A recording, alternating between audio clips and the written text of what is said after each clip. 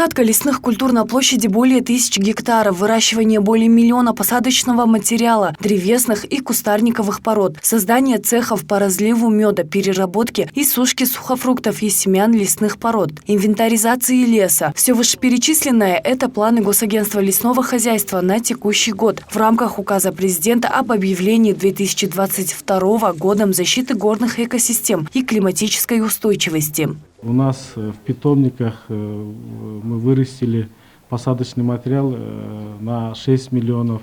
Это стандартных посадочных материалов. Из них 2 миллиона мы будем использовать на нужды лесного хозяйства.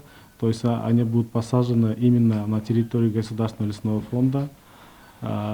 И 4 миллиона саженцев у нас мы готовы реализовать, предоставлять местным сообществам, местным айлөкмөту, местным администрациям для посадки на территориях вне лесного фонда. Для эффективного ведения лесного хозяйства на землях Государственного лесного фонда, повышения уровня жизни населения, проживающего на лесной территории, а также вовлечения населения в выращивание, защиты, использование леса было передано в арендное пользование более 300 тысяч гектаров лесных и нелесных земель, пастбищ. Поступления от аренды лесных земель составили порядка 65 миллионов сомов, в том числе 15 миллионов от использования лесных пастбищ. В этом направлении у нас ведется работа именно по предоставлению в аренду этим жителям лесных массивов для оказания им, для решения социальных и экономических проблем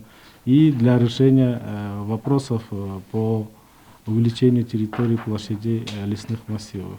Наболевшая тема для бишкекчан в последние годы – это загрязнение воздуха, смог. Одним из решений данной проблемы – посадка деревьев. В этих целях также планируется на окраине столицы, на горе Боспыльто, где расположен государственный флаг, посадить фисташковые и миндальные породы деревьев. Работы в этом направлении уже начаты. Компания прокладывает трубу протяженностью 5 километров.